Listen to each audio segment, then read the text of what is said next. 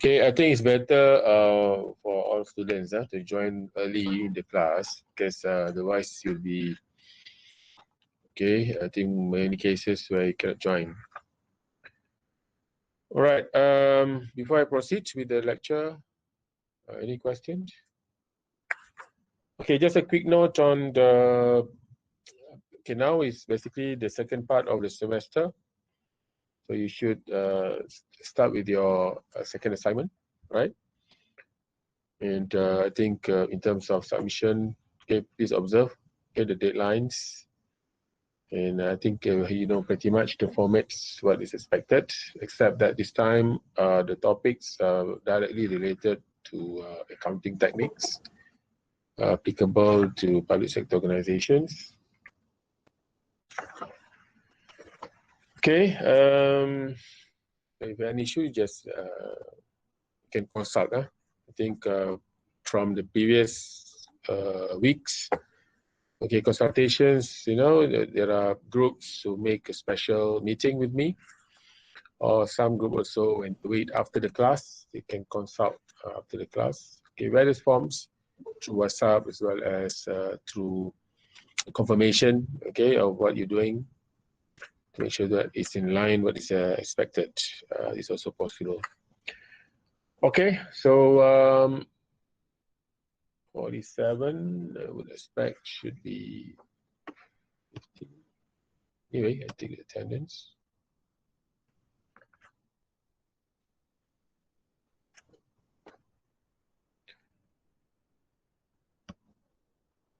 Okay.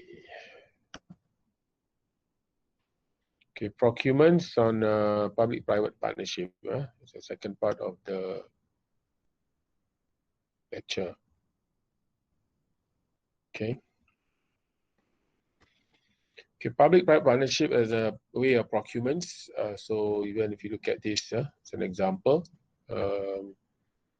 That if you look at this building, Sultan Ahmad Shah Medical Center by UM, okay, this also was built, constructed, and the facility is basically managed and operated under PPP or PFI exactly. We'll discuss this topic later.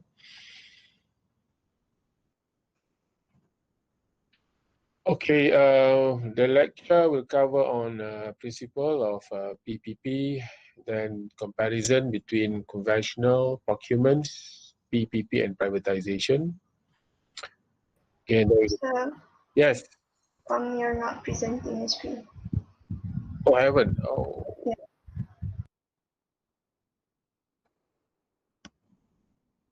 Okay.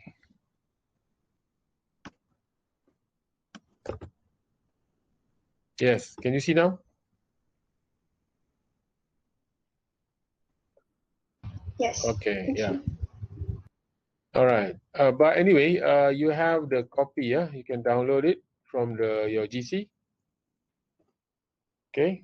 So sometime if you have any video problem, okay, so what you can do is you can definitely check with your copy of the PowerPoints. And yeah, I mean, that's another option, because sometimes, you know, the internet connection is not stable and slow, whatever, then you can slow down with the video. Anyway, but if you're not sure, you can just remind me, or request, right? So which slide and others. Okay, thank you. So I think we stop here just now. I think I did mention about the building, hospital building, yeah, for IUM. Basically was developed under this PPP platform, or specifically PFI. Right, okay, we cover examples of PPP.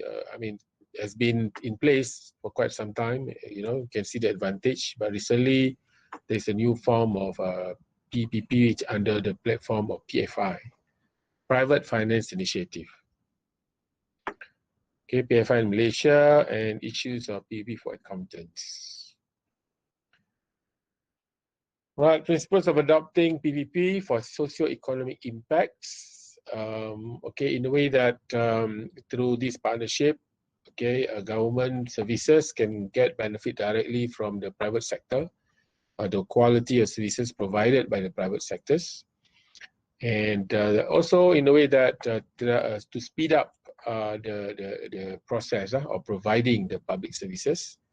Because if you talk about education, if you talk about healthcare, transportations, the demand of the people, because at the same time, always Malaysian citizens and like other countries, they compare the government services as compared to other countries, and I think it's quite generally done that Malaysians always compare the services that we have here in Malaysia against possibly public services in Singapore, in UK or in Australia, right? And so that provide demands for better public services. Value for money and cost saving to the government, right? So that should achieve through PPP. Quick delivery of the project and service enhancement, as I mentioned just now. Because basically to get the benefits of the experts, the professionals and experts, because private sector entities, they are very specified in their services, and also they go through competitions, with the benefit of the market forces, so that they will provide very efficient services. Increased level of accountability, efficiency, and effectiveness. So the process of procurements, as well as under this PPP, should meet the requirements of accountability, efficiency, and effectiveness. In other words, the process should be respected, and the managers concerned should observe all the requirements to achieve a good level of accountability, efficiency, and effectiveness. Completeness of contracts, selections of the right service providers, and then in terms of reporting, need to be designed in a way that it will achieve what is needed, for value for money. Differences between conventional procurements. We discuss conventional procurements. Generally, you have the understanding. Now this comparison of public-private partnerships as well as privatization.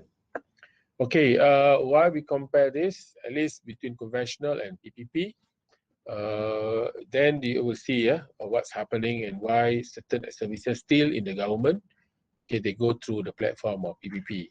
Whereas privatization, the general understanding of privatization is basically government activities and services being privatized. It means that it's been converted into a private, into a company, and then the ownership of the entities being transferred to the private sector. Of course, they basically through acquisitions, merger and acquisitions.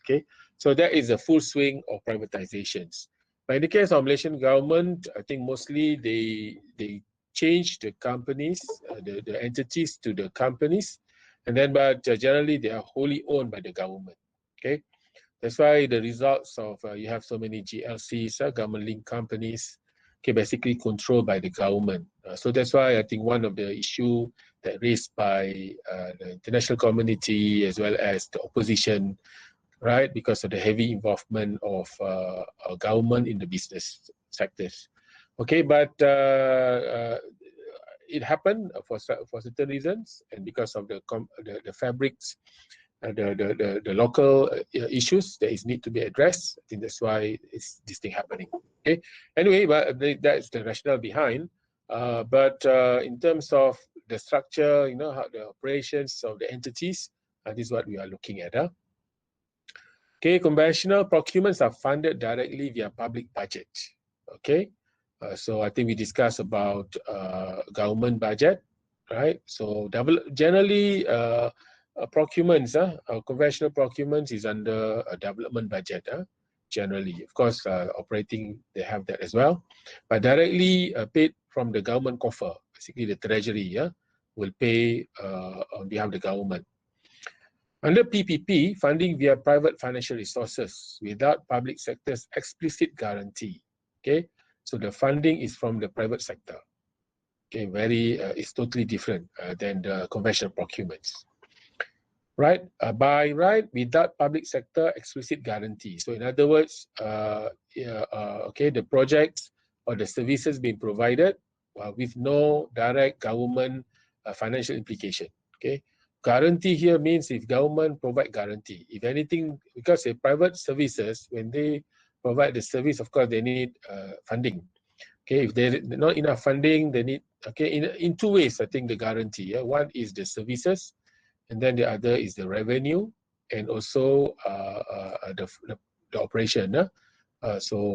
Including if the private sector, they obtain financing, okay, financing from through their platform, possibly they issue bond. Okay, issuing bonds is very different, but if they get involved in the consolidated loans, then there is a government guarantee. Okay. The other is privatization, funding via private financial resources without implicit or explicit public sector guarantee as well. So if you, in this case, PPP and privatization quite similar. Second, immediate impact on public sector financial position, because it's basically payments directly by the treasury. Whereas PPP impact on public budget spreads over duration of concession. Okay, what happened is because of the private sector funding, they get the projects, they have the services, they control and they manage.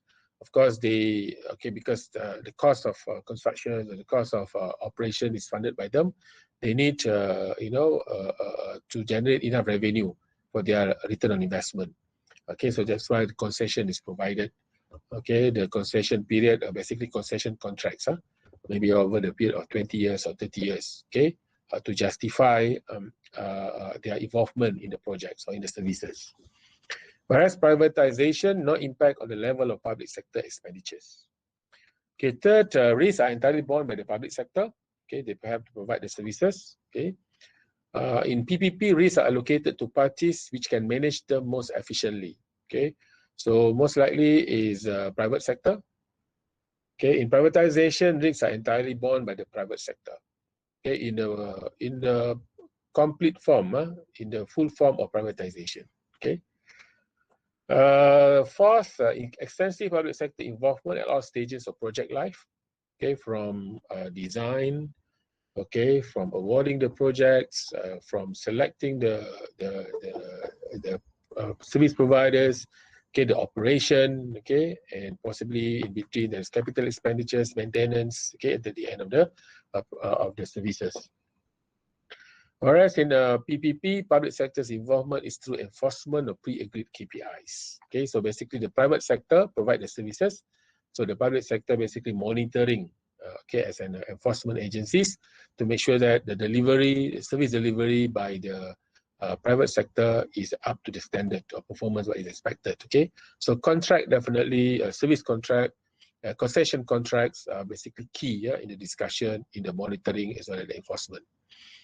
Privatization, government act as a regulator.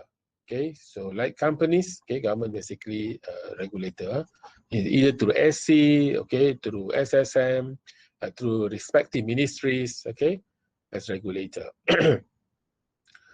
Right, a relationship with private contractor is short term, okay, just over the time of the projects. Let's say the construction, they have to complete within 3 to 5 years, okay, or 2 years. So that kind of relationships. But PPP, long duration of relationship with private contractors, because it's basically based on the concession period. Privatization, long duration of relationship with private contractors. Lastly, applicable for project with high socioeconomic returns and those justified on strategic considerations. Okay, whereas PPP and privatization applicable for project with commercial viability, and particularly for privatization. Why it being privatized? Because there is high commercial values. Okay, generally what it means, okay, a privatized project or privatized companies or entities, they can generate their own income. Okay, and that's why they can become fully privatized entities. Okay. Basically, if you talk about utilities, so these are the areas where government can provide it, can transform, okay, convert the entities to become private sector entities. Okay, example of PPP, petroleum drilling in Malaysia. Okay, it's not new. It's been there for many, many years. I think since, of course, even after independence, and particularly when many recoveries of oil rigs, okay, oil areas, petroleum areas in the country, okay, like in the East Coast, particularly between in Southeast China and South China Sea, okay, in Terengganu and Sarawak and Sabah. So, so if you look at this, basically, there are items there: cash payments, cost recovery, profit sharing. Okay, so basically between the government as well as the related companies. So these are the in terms of revenue. So if you look at that, basically 70% is related to costs. Okay, profits is 20% shared with the Petronas as well as the contractors, okay, including the petroleum income tax. So basically the revenue for the government, the income for the government. Okay, definitely in terms of product, petroleum drilling, you need global experts, like Shell, like ASO and others. Okay, so that's why I mean initially Malaysian government and even in Malaysia we don't have that experts. Okay, unlike now, okay, with Petronas. So these are basically, I think with that partnership, then they can basically, I think the whole country benefit from this partnership. Okay, so this is over time, the sharing of the revenue and costs. Okay, so you can see that basically the cost of drilling and exploring of the petroleum is continuously become more costly. Yeah? What happened, I think, is can, you know, one way to understand it is basically, okay, all the easy petroleum is all been drilled out already, but now it's more difficult areas, so more cost is needed. But anyway, you can see the benefit to the government and directly to Malaysia as a whole, as well as with between Petronas and the contractors. Right. So if you refer to the charts, they are the breakdown. 70% of the money is associated with the costs. Okay, so Malaysia needs international companies to inject monies to the country to share investment risk with Petronas Carigali. So in that sense, you know, the contractors, they need to show, okay, what the costs that incur them for them to be able, and that's why I think for Petronas suppliers, they have to be very transparent with Petronas, how much cost they have to share all the documents to make sure that, you know, part of the monitoring. Right, another example of PPP is, I think I take this example in the US, right? NASA with this, you know, international space exploration. Okay, so if you just look at this news, this is still under PPP. In this, recently they launched a rocket. Okay, so we have a quick look. Right, so I think I shared this news just to highlight the effect of space exploration. In this case, the rocket to go to the ISS. Okay, so clearly NASA work with Boeing. Okay, and there's another company. Yeah. Okay, and yeah, SpaceX. Okay, as the partners. So three NASA as a government agency, SpaceX and Boeing private companies. Okay, so you can read this for your information. Right, where are we? Right, okay. So these are the launching. So just to get a feel of it. So please watch it.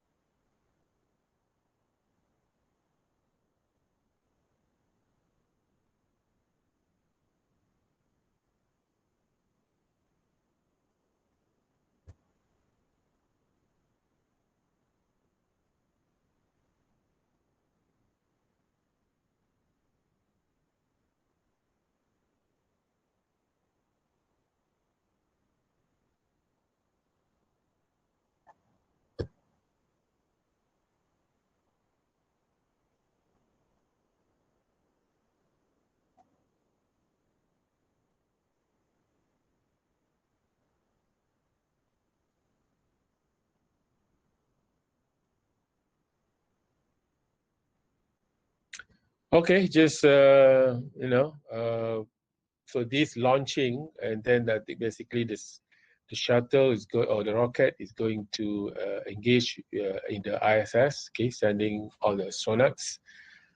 All right, and you know that the benefit of this space exploration and the experiments that they make, scientific experiments that made in the space, that even today, we get the benefit. There's so many technologies, as well as even it reach our daily life. So even it was said that the design of the sound sport shoes are basically based on the space design. So no, what I'm saying is, so government and the private sector, they can work hand in hand. Okay, both parties providing the investments, okay, for mutual benefits, and in a way that can improve the public services and the life of the people in general. Okay. Any comment? Hopefully. Okay.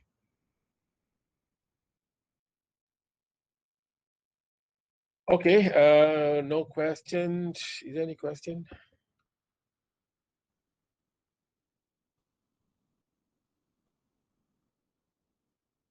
Okay. All right. Very quiet. Okay.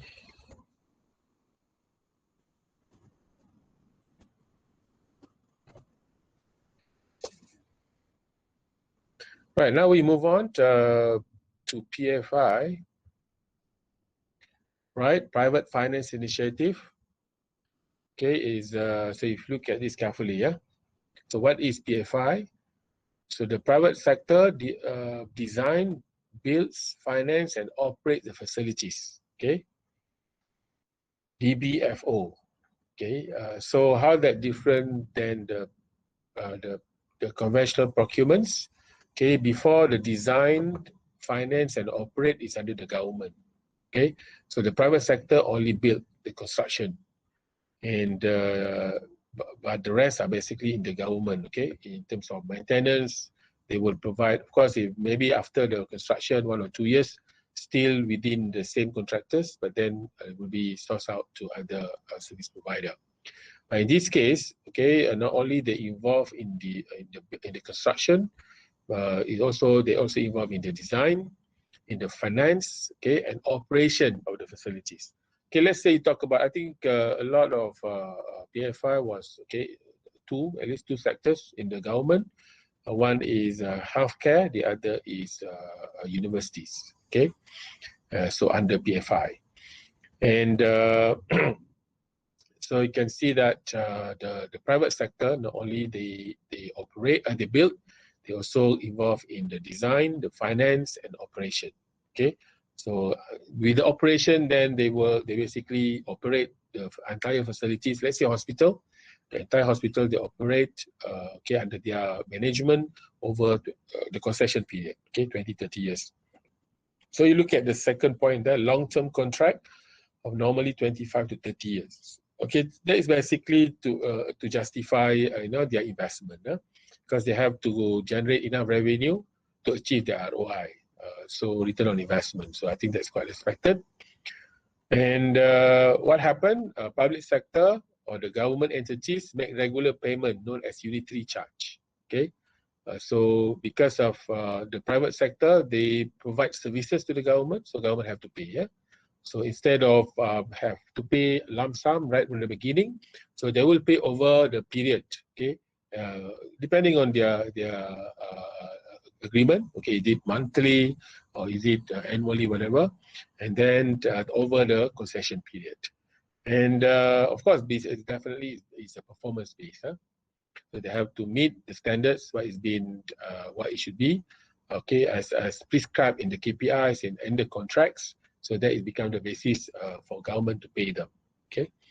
When the contract expires, ownership of the asset either remains with the private sector providers or is returned to the public sector. Okay, it's like leasing in a way. Yeah. So if you look at this, okay, that's one. But these are PFI. If you look at all these terms, these are basically taken in the UK. Yeah. So I think UK government introduced PFI first. And then a few years after that, Malaysian government adopting the same mechanism, okay, to improve private sector, public sector services. I think what happened in Malaysia, the adoption of PFI was, there was, I think in 2007, where there was a financial crisis. Okay, Malaysian government did not have enough funding to provide for the new construction facilities and others. So and then no make big projects that time. Okay, so unlike the previous period, okay, there's many big projects.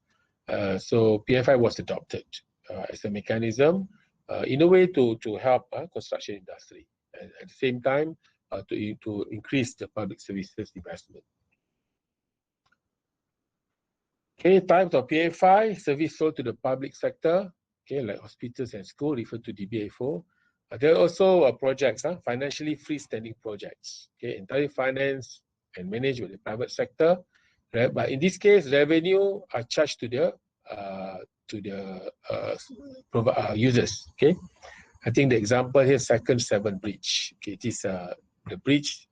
If you, I think it's between Bristol and Cardiff. Okay, so 7 bridge. So of course you have to pay. I think is it just like in Malaysia we have to pay toll. So why for the concession projects? Generally they charge the payment not made by the government directly, but they charge the users. Okay, I think the argument is okay, only the user should be because they use the facilities, that's why they have to pay for the price. Just like there are two options, isn't it? If you look at expressway, highway, as also country roads. So those, I mean, of course, you want to take the benefit of expressway, you have to pay the toll. Okay, otherwise you can choose to use the other alternatives. Okay, so that's why it is. If the projects can generate income, then I think it's quite viable to require the user to pay for the services. And then joint venture, public and private sector works as partners. Important features of PFI: service focus. Okay, to provide the relevant services to the public. Okay, like hospitals. If you look at hospitals, as we mentioned, okay, to make sure the buildings, okay, are being managed to meet the standards as hospitals. Okay, ventilation must be good, cleanliness and others, beds and others. So risk transfer, optimum transfer of risk to the private sector. Right, if you look at this, when cost of PFI should be lower than PSC. Okay, under PFI, they take this step of evaluation where PFI project should proceed only when the PFI cost should be lower than public sector comparator. So what it means is basically, if the projects be provided by public sector, the cost should be higher. Okay, when the cost should be, and the cost is higher if the public sector provide it directly, then and PFI cost is cheaper, then PFI cost is justified. PFI project is justified to proceed. Okay. And once PFI, the projects or the facilities are provided under PFI, then there's should be optimum risk transfer, okay, to the private sector. So if you look at the bottom, there is an example, project-related risks, okay, including interest rate, completion of projects. Okay, very important. Look at projects. Let's say the construction of the hospitals. So there must be tight deadlines, okay, to make sure that the project completed based on the targets, okay, targets deadline. Okay, that's why I think the contracts have a full term and clauses so that everybody will also observe the time. Okay, in the construction, time is the essence. Time is cost, time is money. Okay, as mentioned earlier, documentation must be complete. Construction and operation cost overrun. Okay, because running the facilities. Okay, but generally I think there was a finding, the study in the UK. Basically, PFI projects all suffer from cost overruns, more expensive than the revenue that they can generate. Okay, so the performance basis for payments based on performance. So performance here, of course, dictated by KPIs. that is being laid out in the concession contracts to make sure that then, of course, obviously, you know, the government side also, they must have good monitoring. All the experts they must have so that they can monitor properly. So I mean, they need to basically develop all the relevant experts to make sure that they can monitor the services. Okay, so the idea is the payment only paid, the services only paid based on the performance. And this performance expectation, the level of service level is dictated in the KPI in the concession contracts. Okay, ownership owned by the private sector, innovation in design. I think you can see that. I think innovation in design, I think nowadays, of course, okay, the people are, you know, all the new projects are expected to show the contemporary design and facilities. I think in Malaysia, we are quite good in that. Okay, our all facilities are well designed for the buildings. Okay, contemporary, you cannot tell the difference between public government buildings and private sector buildings. Okay, I think even government buildings are much more better designed than the private sector. Okay, PFI in Malaysia introduced in non-mentioned plan, okay, 2006, okay, to enhance high contribution to growth from private sector and government-linked companies. PFI will involve the transfer to the private sector to the responsibility to finance and manage capital investment and services, including the construction, management, maintenance of public sector assets, okay, by the private sector. In return, the public sector will pay, or the government will pay the private sector in form of lease rental payment. Okay, so you can see clearly in Malaysian government PFI, they mention lease rental. Okay, unlike in UK, they call it unitary charge, which commensurate with the quality and timeliness of the services provided. Upon the expiry of the contracts, the facilities will transfer to the government at no cost. Okay, so it's a kind of capital expenditures, and return on investment from both sides. Okay, for the private sector as well as the public sectors. Okay, PFI Central Unit. Okay, there is a unit under basically Prime Minister Office. Okay, Ministry of Finance, EPU, and National Implementation Directorates in charge of PFI. Okay, benefits to the government. PFI reduced the upfront payment for development projects because they just have to pay lease rental rather than lump sum money at the beginning of the few years of the construction. PFI enhanced quality and efficiency in public facility and services. Okay, helps to stimulate the growth of the construction industry. I think that was relevant during the 2006-2007 to stimulate the local construction industry. Okay, example of recent PFI projects: UITM campus, okay, IUM teaching hospitals, transport terminal in Gombak now under construction. You can see clearly in Taman Melati. Okay, and others. Okay, so you can see this is basically PFI is an option for the government to develop the facilities. Okay, issues of PPP faced by public sector accountants. Before that, any question? Okay, very good. You understand clear as crystal? Okay. Monitoring long-dated and contingent obligations, guarantees, minimum revenue guarantees, support from government-linked financing institutions. Okay, can be an issue because in Malaysia, basically PFI projects is with government guarantee.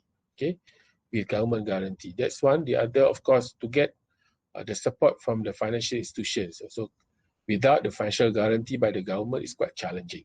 Okay. Judging and ensuring value for money, okay, to achieve value for money. Calculating termination payments for debt and equity in the event of government default, concessionary default, or force majeure. Okay, so these are risks definitely need to be evaluated in the capex.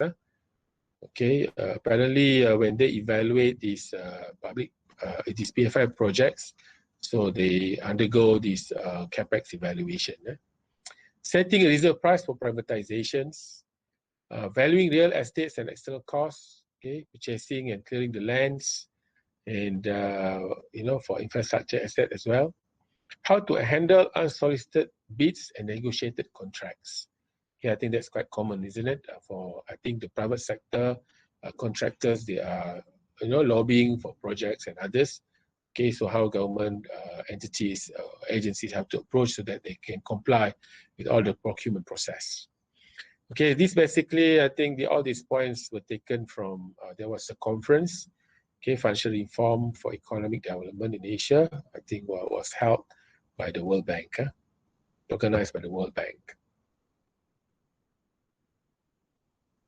Okay, extending the scope of PPP, not only beyond the development projects, okay, so PPP in healthcare services, or security, family-based services, partnership with NGOs. I think you can see that clearly nowadays, where government works with not only with the private sector companies, but with the NGOs as well. And I think a good example when government work with the RELA, okay, and how they basically enhance the capability of RELA. But now RELA, I think, it sounds like they are under the government entities, managed, but the personnel, okay, all the recruitments and others, okay, used to be in the NGO platform. But I think that's the involvement of RELA in the security of the country. I think is one of the major contributions made with that initiative of the partnerships. Okay, the end. So I still show our campus, nice with blue rooftops, right? And okay, so any comment?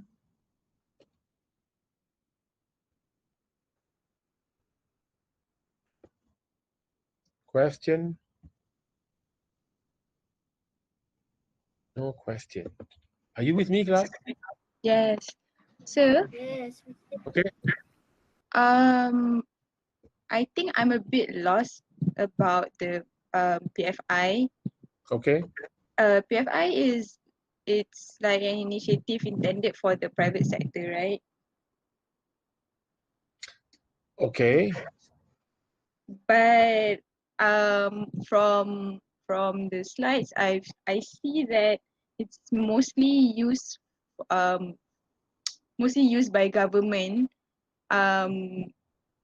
It is mostly used by the government, but for projects like joint projects between private sector and the public sector. Like I'm not understanding this. Okay, no problem. It's fair. Okay. Let me go back. Okay. Right. I think for PFI, you take this as main slide. Huh? Are you with me? Yes. Okay. So in this class, PFI is basically, right, the services is public services. Okay. The services is public services. Okay. If you talk about, can you turn off your mic? Okay. The services is the public services. Okay. Hospital services. Okay. In the hospital, you can see, the ward services. Okay. The building. These are basically public services. But who provide the services? Generally what we understand, if public services should be provided by government agencies, okay, but this not, okay, the services provided by the private sector, by the company, okay. Another example I can give, but that one is procurements, that one is procurements. Procurements. Okay, but this PFI at this point generally is for the construction of the facilities of the buildings. Okay, the example that I give just now, the campus, the hospitals. So these are the examples. Okay, so the private sector, it's basically like they own the projects. They are given the concession contracts, so they design, build, and finance and operate the buildings as if it is their own facility, that they provide the services. But who is the buyer of the services? The government. Government as the buyer of the services. Okay, I think that is the, for Malaysia, that will be the case. Okay, at this point, the PFI platform. Just now when we mentioned about the charging to the service to the public and all that, that one is happening in the UK. Okay, but in Malaysia, I think we just focus our discussion. The buyer of the services is the government. So government pay the lease rental. Okay, then so you can see this. Okay, right. This is the PFI in the UK. Let's go for. Yeah, this also. I think it's all similar. What generally similar to what happened in Malaysia. Okay, these are in what happened in Malaysia. The PFI in Malaysia. Okay, so okay, maybe another way to these are example of the projects. So let's say now what is another example is transport terminal in Gombak, right?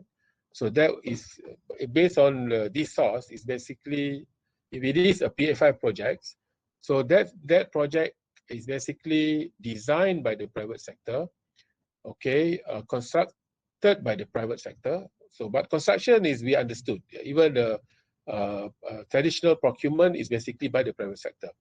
And then after the projects, the building is completed, then the operation. So the operation also by the private sector, not the government. Okay, fully to maintain the building, and so basically run by the private sector. So, and what is the role of the government? The government will pay the rental, okay, over the concession period. Right? Does that make sense? Yes, sir.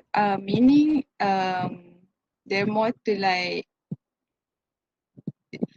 for how to say, in you mentioned about the PSC, right? So PSC is more to like the government being the having contracts with contractors, and it will be operated by others, right, instead of government. Okay, if you look at PAC means all the services provided by the government. All the services provided by the government. All the services provided by the government. Okay, if you look at construction paid by the government under the traditional, let's say if you talk about, okay, let's say we assume the terminal, let's say, cost for 1 billion. So government pay for 1 billion. But under PFI, government do not pay this 1 billion for the construction. Who pay the 1 billion? The private sector pay the 1 billion. Okay, so an operation for the PSC, government operate the facilities.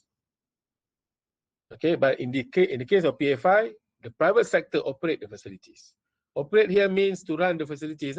If you know, to make sure that it can provide services for the hospitals. So basically, the ward is running, the medical supply, the food, okay, the cleaning, the nurses, okay, all that. Okay,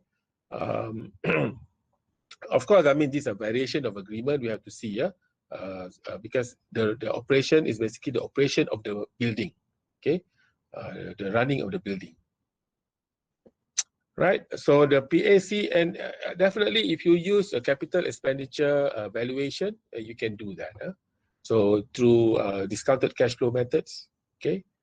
I think most likely they use that for the PAC and PFI projects to make sure that which one is higher and lower, okay. Okay, make sense? Yes. So basically, PFI is more to like projects that the government wants to do, but will be run and operated by private sectors, and they just pay for the services.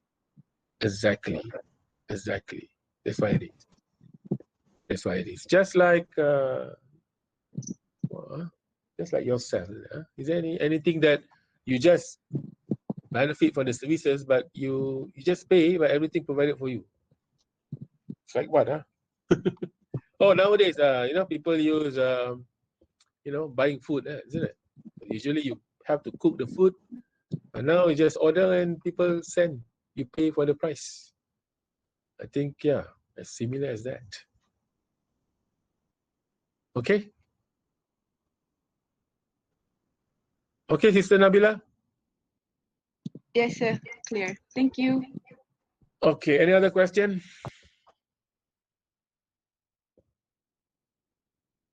Okay, if not, then apparently I have to end this session. Okay. Let me stop the recording first.